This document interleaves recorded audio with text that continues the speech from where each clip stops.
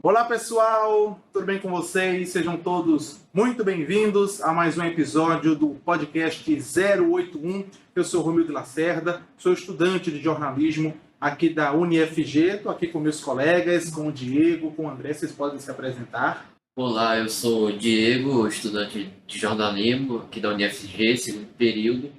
E hoje vamos ter, com certeza, uma experiência muito legal de entrevistar uma pessoa que foi um profissional muito importante na área do esporte e tenho certeza que vocês vão gostar muito. E, André, se apresente para o público. Olá pessoal, eu sou estudante de marketing, no último período. É isso. André já está se despedindo aqui da faculdade, mas aproveitou para fazer parte do projeto de extensão do podcast 081. Sejam todos muito bem-vindos mais uma vez. Como o Diego falou, estamos aqui com o ex-jogador de futebol profissional Lima, que vai contar um pouco da experiência da sua carreira futebolística, de como é trabalhar com esportes, vai falar dos desafios, da vivência. Então vai ser muito bacana mesmo esse episódio. Convido a você, para quem ainda não conhece o nosso podcast 081, a se inscrever no canal para ficar por dentro de todos os conteúdos. Já deixa o seu like, curte aqui o nosso trabalho, compartilha, chama mais gente para assistir, porque vai ser bem bacana mesmo. Mais um episódio dessa quarta temporada do Pod 081. Então, Lima, muito obrigado pelo convite. Muito obrigado por você estar aqui. Perdão. O convite foi a gente que fez. Muito obrigado por você estar aqui para contar realmente como foi tua experiência, como foi tua carreira, tua vivência no mundo esportivo, no futebol. Você foi jogador profissional. Então, pode se apresentar para o pessoal que ainda não conhece, para recordar também. Muita gente vai estar recordando. Então, pode se apresentar. Fala, galera. Aqui é o Lima. Sou ex-jogador de futebol, né? Como já foi colocado com o nosso amigo Romildo. E comecei no esporte, Clube Recife, com passagem pelo Fluminense, Atlético Mineiro, Náutico e outros clubes, né? E um prazer imenso estar aqui com você, Romildo, Diego, André, né? E vamos aí bater um papo legal aí. Com certeza vai ser uma grande valia. Vai ser bem bacana. E como tu falou, já aí jogou no esporte, jogou no Náutico, só faltou o Santa, né? Faltou o Santa Cruz, é verdade. Faltou jogar no Santa. Eu joguei no Master do Santa Cruz. Aí. E essa tua carreira com o futebol começou quando? Gostava mesmo de acompanhar ou vivia ali perto de um campo de futebol, viu o pessoal batendo aquela bolinha, começou a se introduzir, como começou essa paixão até chegar mesmo nos campos e dizer, você é um jogador de futebol? Na verdade, eu sempre gostei de jogar futebol, né? Quando criança. E para assistir era mais complicado. Eu via muitos torcedores, tinha torcedor do esporte, torcedor do Náutico, torcedor do Santa Cruz. Lembro que minha mãe torcia pelo esporte. Eu, quando adolescente também, para torcer, eu também torcia, mas não era de ir ao estádio. Por incrível que pareça, uma vez fui ao estádio, né? Quando um padrasto meu me levou, ele torcia pelo Santa Cruz, joga Santa Cruz e Esporte, né? E fiquei ali embaixo e, infelizmente, algo que não foi muito legal aconteceu. Foi que quando eu estava no alambrado torcendo, alguém estava fazendo xixi na minha frente. Isso não foi muito bom, não. Então já desanimei com ir a campo, já não quis mais. E verdadeiramente vi aquela agitação. Nunca gostei de estar no meio de muita agitação. Mas gostar de jogar eu sempre gostei. E aos 16 anos eu fiz um teste no esporte, depois de jogar pelada com os amigos, né, e desenvolver bem dentro das partidas, na pelada, né? E jogava muito com jogadores de seus 26 anos para cima, né? Eu já tinha uns 14 anos. E eles me incentivaram um dia a fazer um teste, né? E tinha as peneiras nos clubes, diferente de hoje, né? E até na época também tinha as seleções dos bairros, né? Jaboatão tinha a seleção de Jaboatão. Montava uma equipe e levava para fazer jogos amistosos com as categorias de base. Né? Não, mas nos clubes mesmo. Nos clubes, contra os clubes. Contra os clubes. Bacana. E eu nunca cheguei aí, mas fui incentivado a ir fazer um teste. E quando eu fui no esporte, era só 12 minutos, né? Tinha muitos atletas, tinha quase 1000 atletas lá. Então montava uma equipe, botava, os olheiros ficavam fora olhando, 12 minutos acabava, já mandava embora, aliás, sentava ali, né? Reunia e dizia, ó, você fica, vem a tal dia tal, E num desses 12 minutos, com 6 minutos, o treinador ele me chama e gostou do meu perfil, né? E perguntou a idade e também a idade que tinha, né?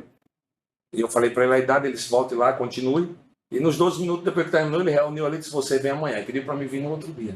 Né? Foi quando aconteceu uma história que eu fui, como se fosse foi numa segunda, na terça eu fui. E quando cheguei lá, eles não me botaram para treinar, na terça, na quarta, né? Na quinta, nesses 3 períodos deu uma desanimada, mas tinha um rapaz que até hoje está lá, chamado Mema, é o massagista, ele disse, não desanima não, que eles estão te testando. Né? E aí quando eu fui na sexta-feira, eu fiz o treino, e me botaram faltando 10 minutos, mas fiz um bom treino, né? E já me mandaram vir no domingo. Só que no domingo tinha um amistoso, que na época era a preliminar, antes do jogo profissional. Né? E até então eu não sabia o que estava acontecendo, mas fui, que eles pediram para mim, achei que era treino. E aí quando cheguei no vestiário, eles me deram as camisas, o meião, o calção, tudo dentro de uma bolsazinha novo, né? Falei, rapaz, acho que tem jogo. E eu, assim, não estava próximo dos outros atletas ainda, não tinha uma intimidade, mas já fiquei feliz, né?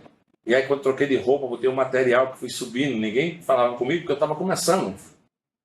Aí tem aquela questão de se ambientar, né? De você entrar no grupo para tomar até a vaga de alguns, caras não vão gostar muito. Mas até então, eu já estava super feliz por já participar ali.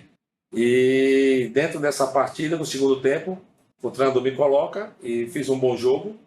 Né? E quando desce ao vestiário, ganhamos esse jogo, ele já pediu para me trazer a documentação na segunda-feira, porque já ia me assinar nas categorias de base. Então foi um processo bem rápido, né? Foi rápido. As etapas. E ali já assinando, na época eu estava no infantil, mas como eu tinha idade infantil, eu já estava no júnior. Uhum.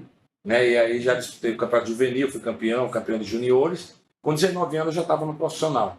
Então, assim, nos jogos que tinha profissional, no domingo, geralmente a turma da categoria, o segundo time sobrava. E as categorias de base, tanto infantil como juvenil ou júnior, eles colocavam para fazer jogo-treino.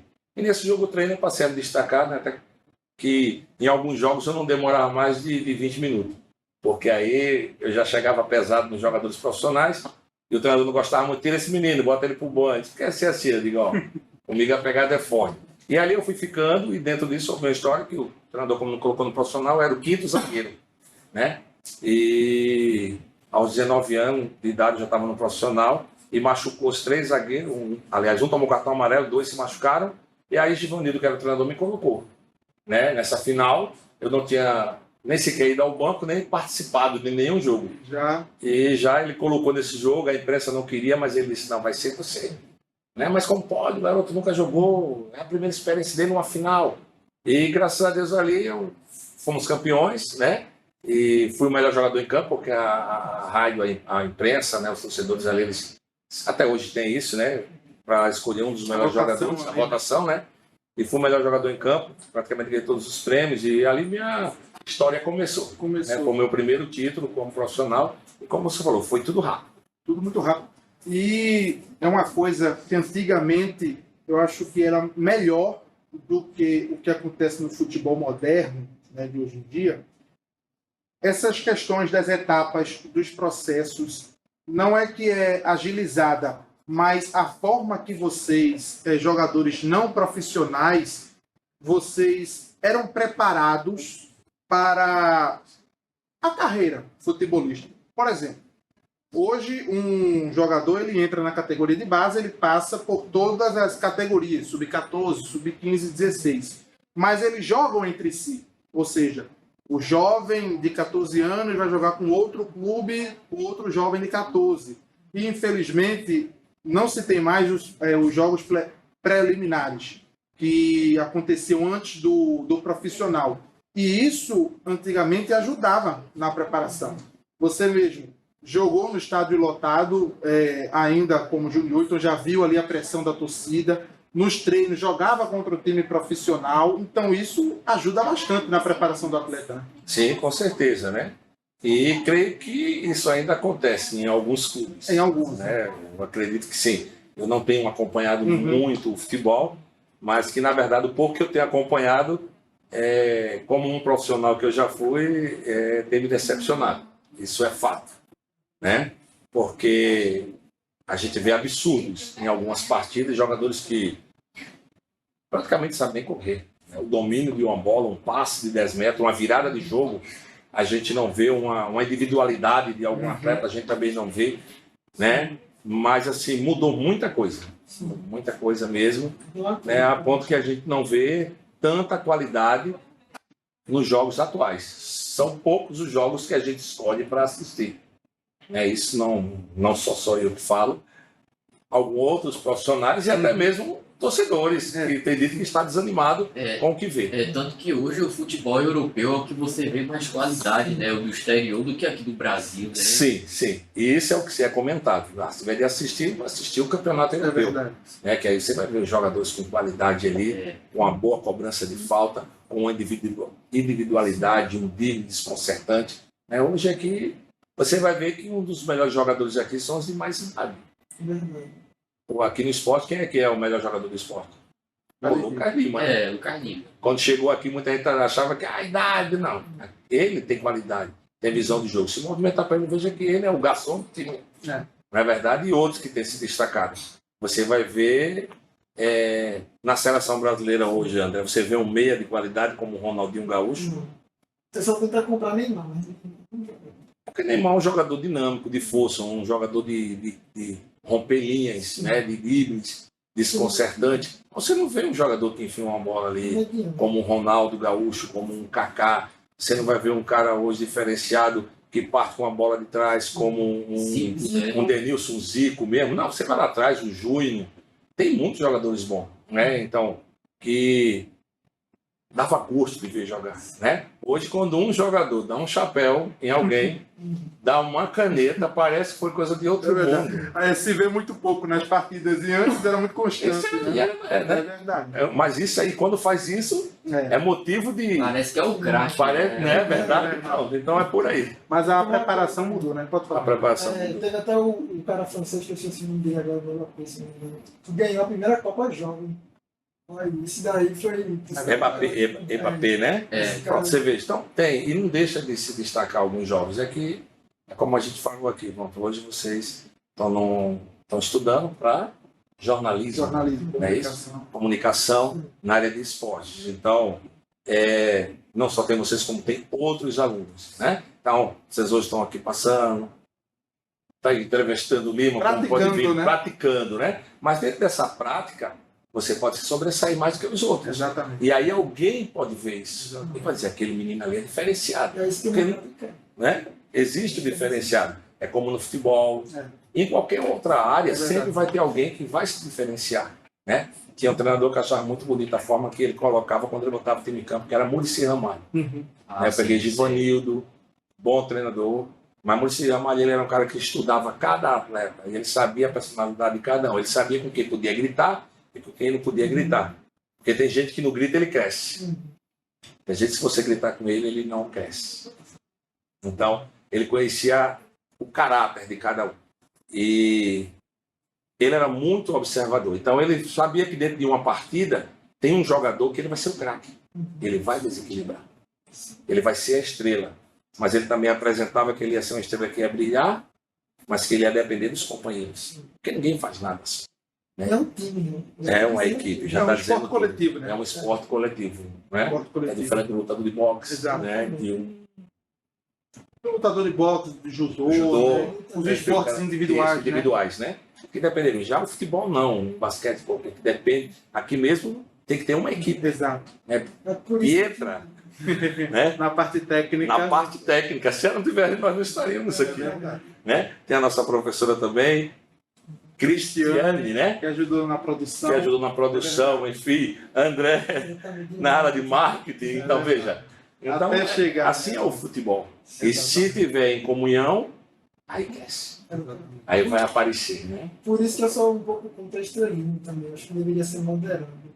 Porque, assim, o time é toda aquela galera. É verdade, mas depende muito do profissional. Eu falo isso... Isso que você falou é verdade. Eu mesmo torço para Cristiano Ronaldo. Não torço para o time dele. Olha aí. Tá vendo? Um exemplo. Um exemplo, né? Mas que você torce pela qualidade que ele tem, mas sabe que ele é dependente. Exato. E às vezes tem aquela estrela, tem aquele vamos dizer, o Romildo, né? Isso. Ele está aqui, fez a apresentação, a gente vê que ele é quem está à frente, Sim. né? Então, a estrela dele pode brilhar? Sim, mas depende também de quem? De quem está sendo entrevistado e de vocês. Exatamente. E aí ele tem humildade para entender isso, a pronto que ele dirige com cautela o ambiente. Então, assim é no futebol, né? Eu não conquistei nada só. Aí, o Lima marcou o Romário, mas tinha também outro zagueiro ali me apoiando, me ajudando. Tinha uma orientação técnica também. Né? Agora, claro, a minha parte, quando estou ali dentro, tem que ser comigo mesmo, de ser inteligente para ver coisas que outros não viram. Então, marcar um Romário era difícil? Sim. Mas é o que é que eu observava no Romário? O Romário é um jogador que se posiciona muito bem. Ele não é de correr muito, mas ele sabe estar nos lugares certos, na hora certa para fazer gol. Observação. Então, eu era um cara que observava muito isso, então onde ele estava, eu estava perto. Ou seja, existe estudo em tudo, né? Em Até tudo. no futebol, né? Até no futebol. Porque era uma coisa que a gente falava no off, da questão das pessoas verem o futebol, porque é o mais comum dos esportes aqui no Brasil, não como uma profissão, mas como um lazer. Porque você encontra partidas de futebol não profissionais, como a gente fala, em várzea, né? Aquela Sim, pelada entre os amigos, em qualquer bairro, em qualquer esquina. Então, há muito preconceito naquele jovem que está ali começando a trilhar o seu caminho, porque, vai ser jogador de futebol. Quando você diz isso, ninguém pensa que é uma profissão. Sim. E aí, tu faz o que da vida? Sou jogador de futebol.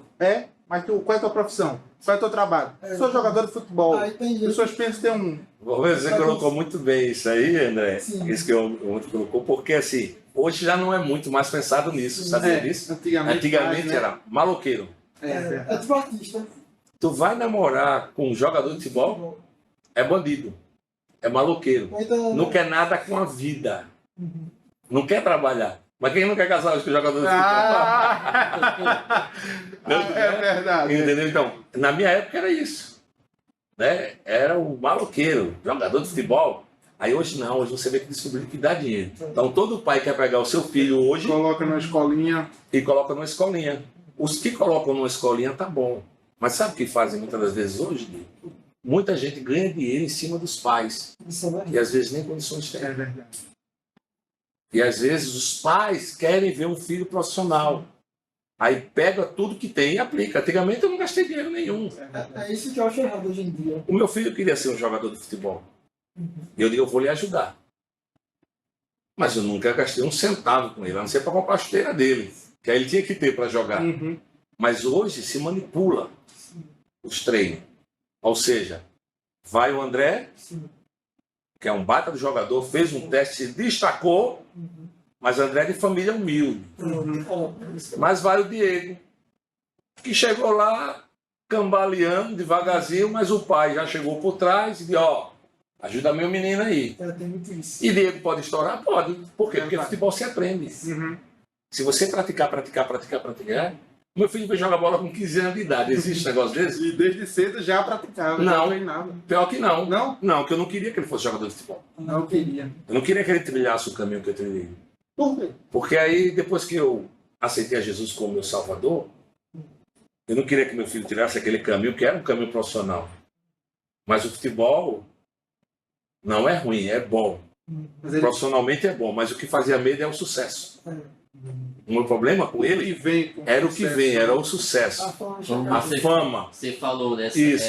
Pra balada e tal. Isso, dinheiro. Então, eu não queria perder meu filho. Porque eu sei que é uma via de mão dupla. Então, eu passei a conhecer a palavra de Deus, aí como diz, o amor ou o dinheiro é o raiz de todos os males. Então, você vai ver que o amor a ele não é que não possa ter o dinheiro, não é que você não possa ser rico, ser equilibrado. É isso aí. Né? Ter equilíbrio com as coisas. Então, eu tinha medo, porque o que eu trilhei, eu digo, se ele for, e aí vem a vaidade. Eu me preocupava que meu filho era um pouco vaidoso, né? Eu digo, de repente ele entra por esse caminho, aí dentro disso foi o que eu passei antes também. Como novo, as coisas aconteceram muito rápidas, e eu fui campeão aqui no Náutico, aí comprei meu carro, aí já fui pro Fluminense, pronto. Aí era noitada, balada, quase perco minha esposa, que é com ela até hoje, quase perco meu filho. E fora outras coisas que aconteceram, que com o tempo a gente vai compartilhar dentro das perguntas, né? mas que, tipo assim, o futebol hoje é bem diferente de antigamente. Exatamente. E acho que já puxando esse gancho, tu acha que não tem um preparo maior hoje em dia? Porque a gente foi no departamento ali, no clube, você tem um psicólogo. Pronto, na minha época não tinha, Não você tinha, colocou então. muito bem. Né? Hoje tem psicólogo, hoje um esporte, um náutico é mais estruturado. Precisa. Porém, é onde a visão, você colocou aí, veja, quem tem isso? O esporte. Uhum. Quem tem isso? Um náutico, um Palmeiras, um São E Paulo, os outros? para preparar. E o Central?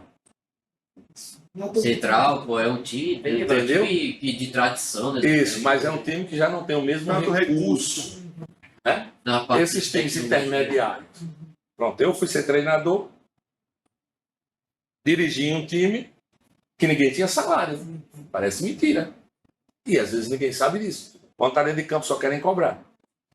E eu fui para uma partida contra outra equipe e a outra equipe sabia que nós não tínhamos salário. Mas foi o que o clube me ofereceu. Não passei a reclamar. Então, montei um time e disse, olha, aqui a gente não tem salário, como eu também não tenho.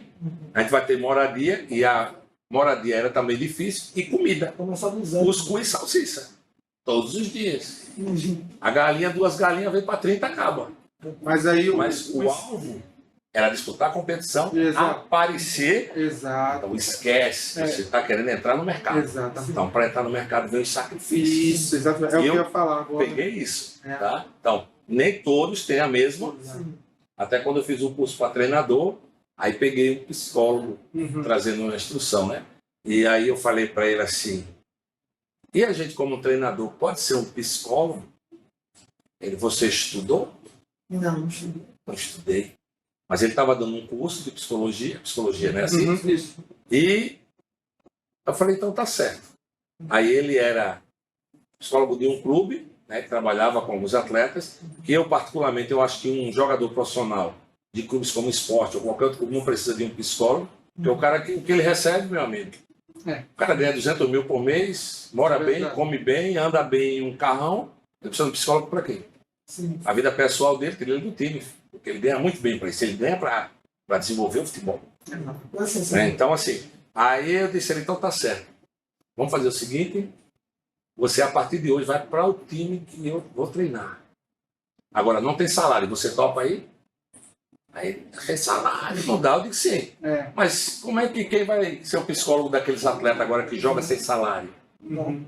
Então, o que você está me instruindo aqui, eu vou tentar passar para lá. Então, você é um psicólogo. Então, um treinador, né, é como a professora de vocês. No momento, vocês não tem um psicólogo, mas na hora que ela tem que conhecer vocês, tem que conhecer um pouco de psicologia, mesmo sem estudar. Uhum. Mas ela vai ter um básico É. para poder instruir vocês. Pronto, no caso do futebol, antigamente, o pessoal não tinha escolinha nenhuma, era o básico. Sim. E é uma coisa que eu questiono, assim.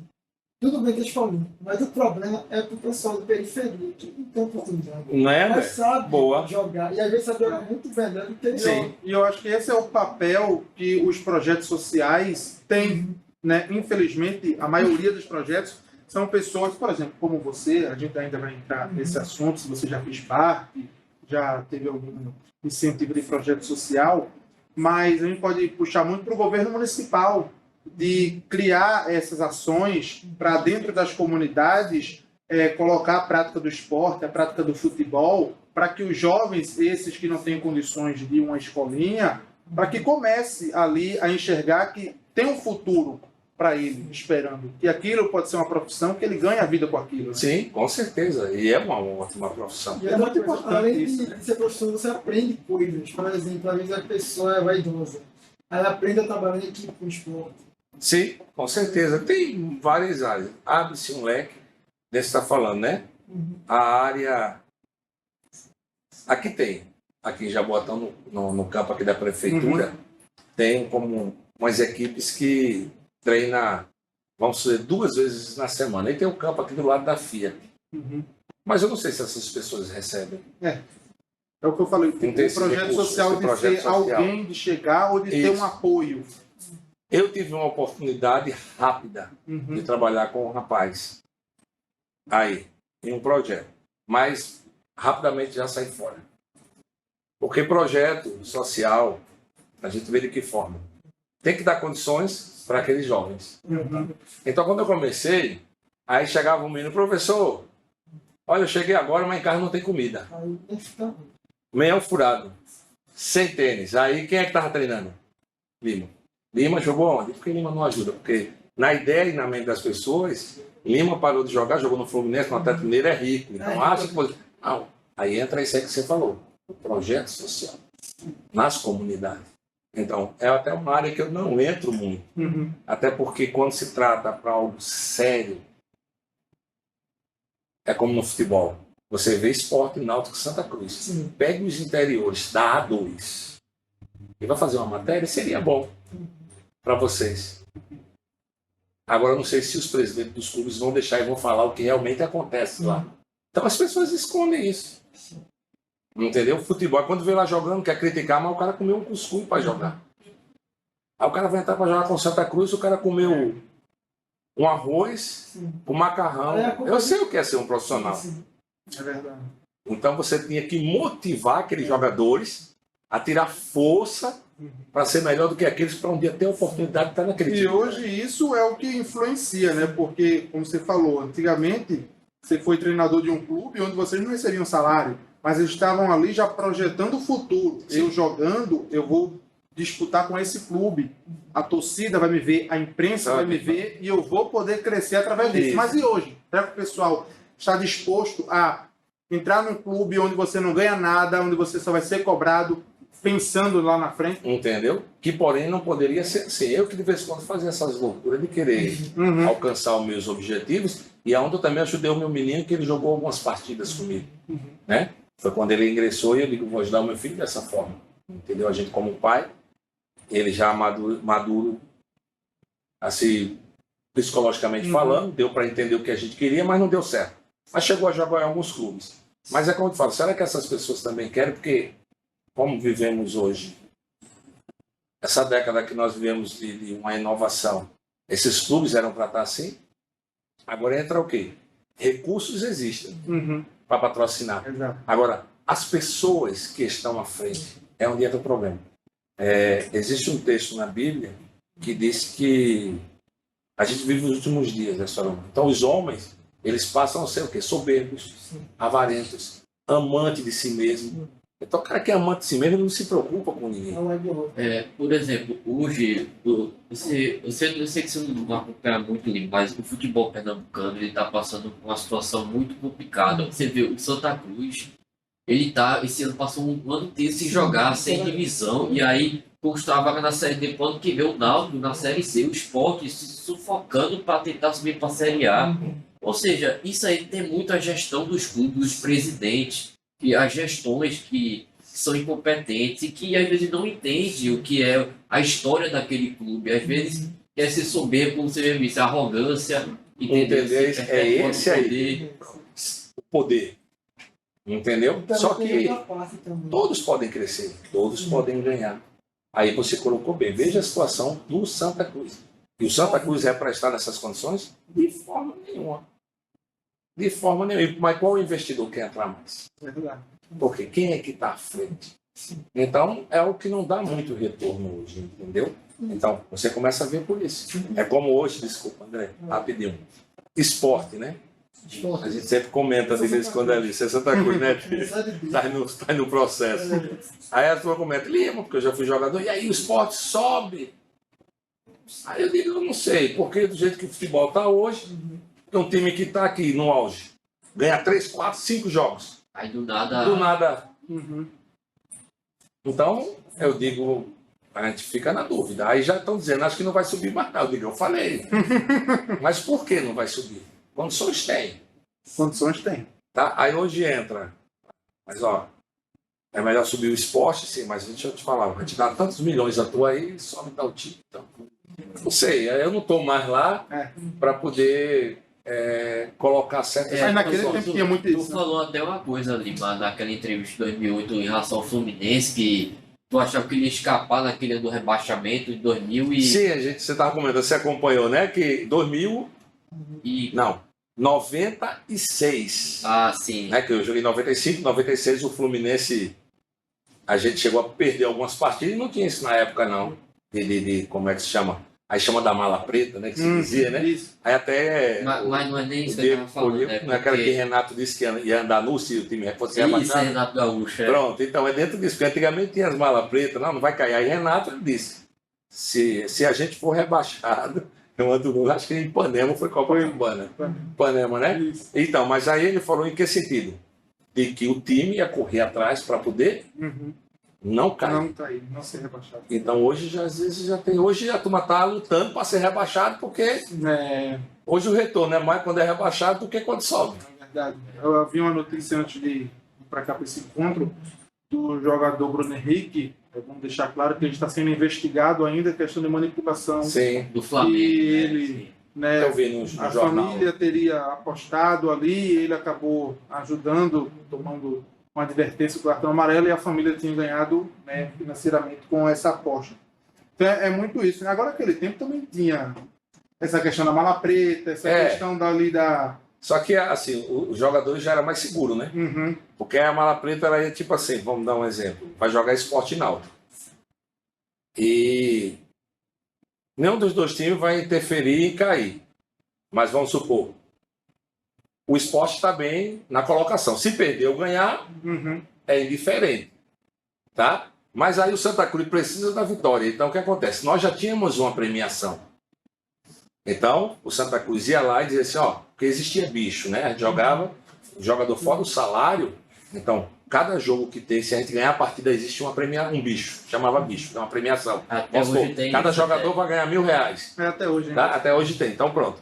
Então tinha muito essa situação. Então.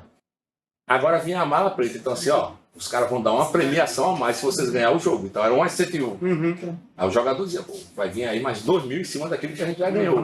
Né? Era mais um incentivo. Hoje, assim, né, já se fala muito de jogo de aposta, de casa de muita aposta. corrupção, né, dentro Então do assim, a gente futebol. vai entrar mesmo, não tem acompanhado, mas se vê os comentários nas redes sociais, né, no jornal, até as ações dentro de campo, a gente vê isso acontecer. Diego, agora aquela... Quer falar, André? Sim, eu ia Rapidamente. falar duas coisas. A parte do técnico, né, que o pessoal às vezes pensa que até chegou se não participar, né, porque a vida fica sempre do técnico. Pro pessoal que é leigo, muitas vezes, ninguém que é presidente do time, esse tipo de coisa. Sim, sim. Alguém tem que cair, né, André? Aí joga pedra no menor, que é o técnico. É porque, assim, É mais fácil. são... Às vezes tem clube que tem 28 atletas, né, para fechar o time. Vai mandar 28 atletas embora ou vai botar só o treinador? Porque aí você mandando, dispensando 28 jogadores ou 15 jogadores, o custo vai ser mais. E só o treinador, porque às vezes ele quer o quê? Dar uma satisfação para a torcida. Uhum. Uma coisa que eu percebi também é, completando o que ele falou, eu acho que não valoriza muito o time também por uma questão também, o time do Nordeste. Porque a mídia não dá muito valor, se isso for a Globo, não. Existe uma diferença muito grande. Quando a gente até no começo falou sobre o Sul, né? Isso. A mídia e o torcedor, ele valoriza muito o profissional. E também, Lima, existe muita questão hoje do preconceito do Nordeste. A mídia hoje do eixo Rio-São Paulo, ela hoje como fala muito do Flamengo, do Corinthians, do Palmeiras, esses times grandes do Brasil, né? Eles acabam deixando de lado os times do Nordeste. É tipo o Bahia, por exemplo, que está bem na Série A, Fortaleza. Então, aí por isso que aí é onde entra agora o conquistar. O esporte querer isso para o nosso estado, né? Fala estado, o nosso estado, para Pernambuco. O Náutico querer isso, querer estar numa primeira divisão. Porque até o retorno financeiro vai ser bom. Os clubes grandes que vêm para cá. Então, assim, a mídia lá não dá tanta moral. Então a mídia daqui devia levantar. Sim. Mas a mídia daqui às vezes também acaba de. Pronto, até o próprio. Acabam deixando para Porque lá, né? a mídia daqui é que tem que fazer isso. É. Você vai ver, vamos dar um exemplo, jogadores que pararam. Pronto, eu fui campeão em 95. Até hoje, eu sou convidado muitas vezes para ir para o Rio de Janeiro, para eventos. Até hoje, o próprio torcedor tem que liga. Isso aí, hoje eu não me perdi. Estou dizendo assim, dentro do assunto que a gente está tocando aqui. Né? Você vê, o André viu ali, rapaz, é o Lima, jogador, não sei o quê. Vamos trazer ele para fazer uma entrevista. Só tem eu aqui, tem o Dário, né, que ele conhece. É que eu não tenho. Tem o Juninho Pernambucano, ele não tem, mas aí se quiser, a gente faz o contato, ó, tá aqui, liga pro Dário. Dário vem. Ou senão eu mesmo ligo, vai fazer entrevista comigo na faculdade. Eles gostam disso, né? De falar de futebol. Eu que me esquivo muito, eu evito às vezes os problemas, mas quando a gente entra, a gente fala do que tem que falar. Entendeu? Mas se vocês quiserem, a gente pode falar que esses atletas, mas fora eles valorizam mais o atleta. Você pode ver o Ronaldo, os atletas de lá. Veja o Juninho Pernambucano, veja Rivaldo. Você veio falar de Rivaldo aqui? Você veio falar algum evento que jogou no Santa Cruz e o Santa Cruz vai fazer algo para trazer o Rivaldo? Tudo isso aí para o clube, valoriza. Porque foram jogadores que fizeram mercado, foram vendidos, foram conhecidos. Né? Que nem você falou, Juninho Pernambucano, Leonardo, Chiquinho, Sandro. Todos jogadores que saíram da categoria de base foram vendidos. Hoje que venderam quem? O Lima. Né? Pedro lateral Lima, aí. Pedro Lima. E poderiam trabalhar mais as bases daqui para fazerem dinheiro. Exatamente. Às vezes os caras vêm de fora. Sim. É o futuro do clube, né? É o futuro O que do sustenta Isso. o clube são as categorias de base, são essas vendas que garantem muito. Agora, Diego, uma pergunta no off que tu fez sobre as histórias marcantes de quando o Lima era jogador, não foi? Isso, Pode foi. fazer novamente aquela pergunta. Ô Lima, eu queria fazer uma pergunta a você em relação à sua trajetória como jogador, né? Foi marcada por grandes conquistas, né? Isso a gente sabe. Mas eu queria saber quais momentos você considera os mais marcantes da sua carreira e como as vitórias impactaram a sua vida pessoal e profissional. Os títulos são importantes, né, na carreira de um profissional. Se você não tiver título, você não tem nada. Você vê que ninguém fala de vice-campeão. Não, tem. Só Tá? É só campeão. Né? Eu fui vice-campeão no Atlético Mineiro. Ninguém fala. Então, assim, a do Fluminense foi muito importante porque o Fluminense estava 11 anos sem título. Né? Eu fui contratado como uma promessa. Não ia ser aquele titular ou que ia resolver, até porque eu tinha, acho que na época, 21, 22 anos. Né? Não tinha tanta experiência. Tu se destacou no esporte, né? Quando o Fluminense Isso. buscou, mas não era assim, uma confiança de já ser titular. De ser titular, aquele jogador que foi contratado de peso, que nem o Renato Gaúcho, que foi contratado, né? Então, mas fui para o Fluminense. E chegando lá, conquistei o meu espaço, né? Dentro de uma partida que a gente, quando entrou, não perdemos mais, o time não tomou gol. E veio mesmo a se destacar quando veio o Fla-Flu, porque aí veio o Fla-Flu, veio o primeiro jogo contra o Romário, e até a torcida veio me entrevistar e dizia assim, a torcida não, a imprensa, aí disse, Lima, você veio de Recife, jogava no esporte, o esporte geralmente acho que 20 mil torcedores, ou 15 mil, só que você vai pegar o Maracanã com 120 mil pessoas, realmente é impactante, né? E ainda veio o Romário aí pela frente, era centenário do Flamengo, e montaram um time para ser campeão, que era o aniversário, né? E agora o time com Edmundo, Sávio, Sávio, Romário, né? O Branco na lateral esquerda, todos jogadores de seleção brasileira. E o que é que você vai fazer? Eu só posso dizer alguma coisa para terminar a partida, né? E isso era fato. Assim, o Romário também não hesitei em dizer que um ano atrás eu torci por ele, era fã dele, né? Agora que eu só posso definir alguma coisa depois do jogo. Até então, para mim está sendo uma ótima experiência, né?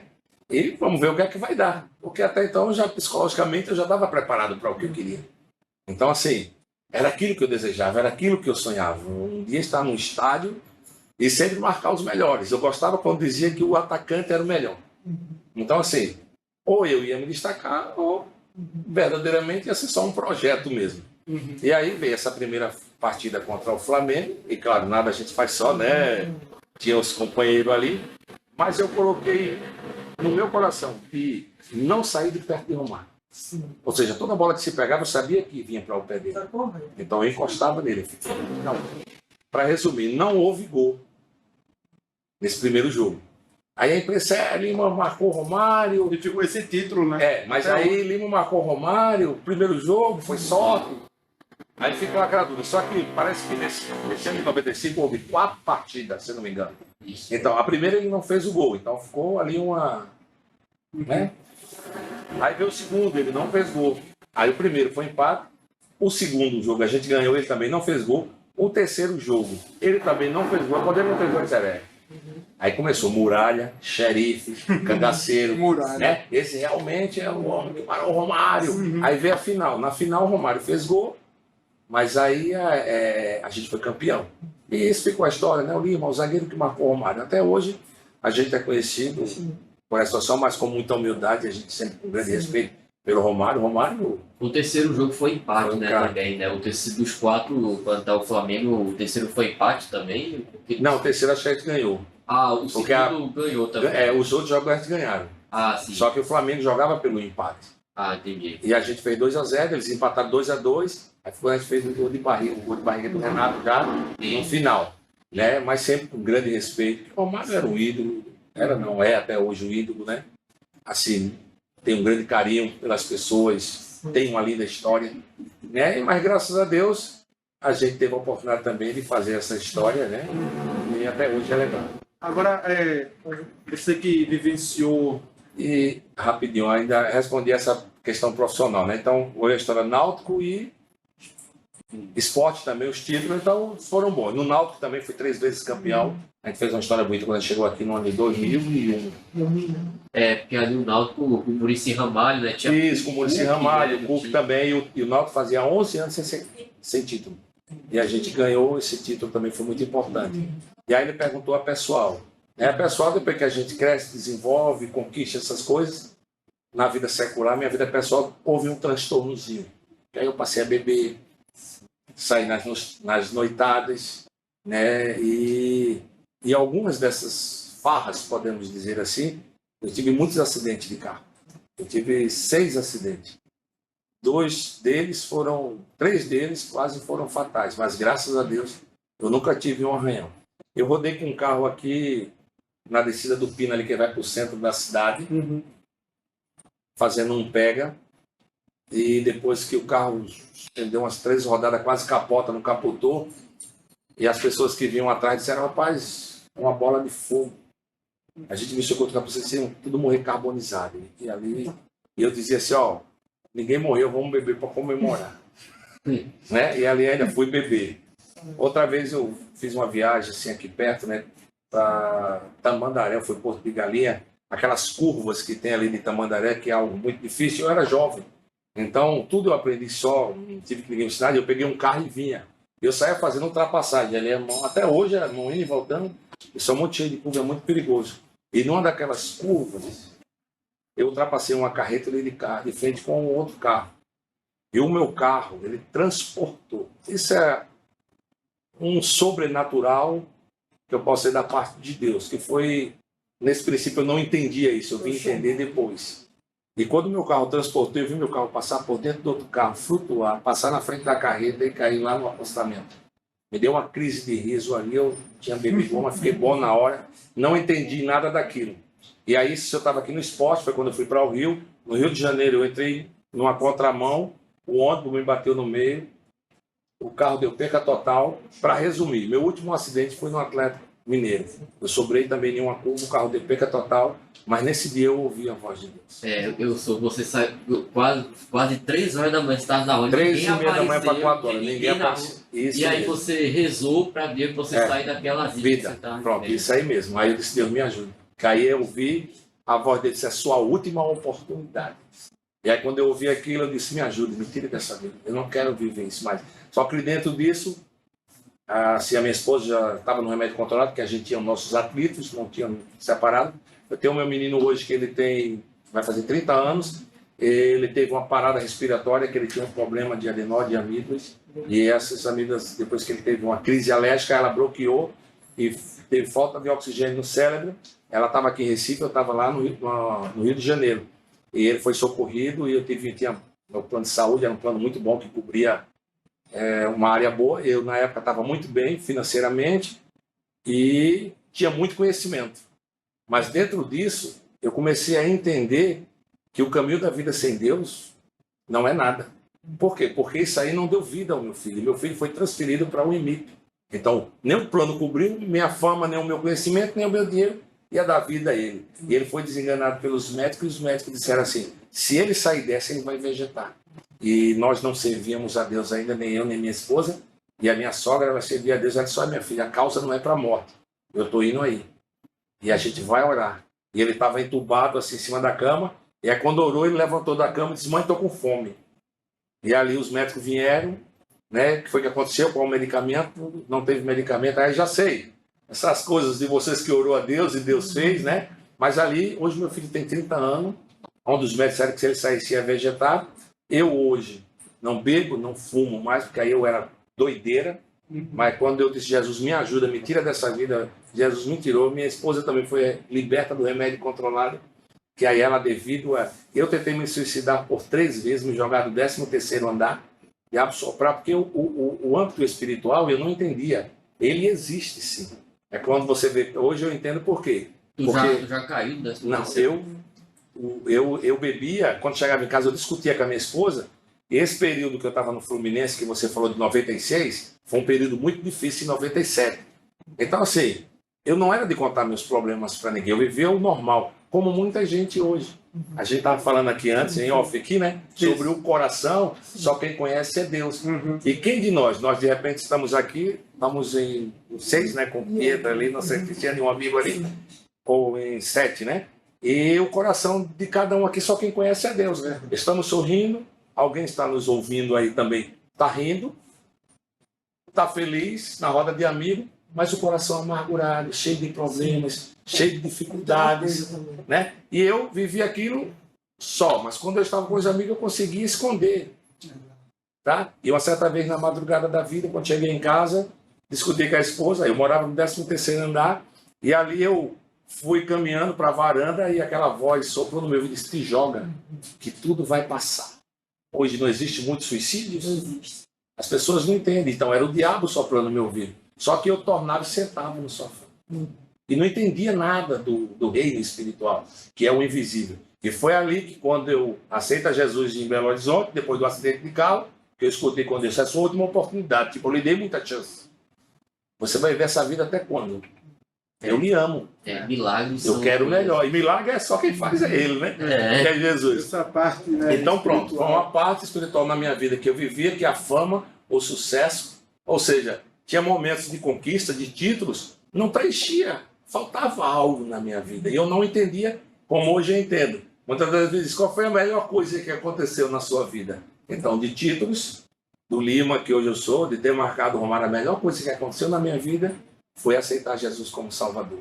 Porque hoje eu vivo bem. Hoje eu sou feliz, independente das circunstâncias, né? Porque eu achava que aquilo era felicidade. Então, muitos hoje acham que a felicidade está o quê? Nas drogas, no álcool, na prostituição. E esse mundo do futebol, do atleta, né, que ganha-se hoje muito dinheiro, Sim. é muito propício, né, entrar nesse mundo. Isso, e eu quase perco tudo. E aproveitando, então, como eu falei isso, para dar aqui pegar o gancho para a gente encerrar, nós já estouramos tudo. o nosso limite do tempo. Então, pudesse dar uma dica para os jovens, para as pessoas que estão nos assistindo, que querem iniciar nessa carreira do esporte.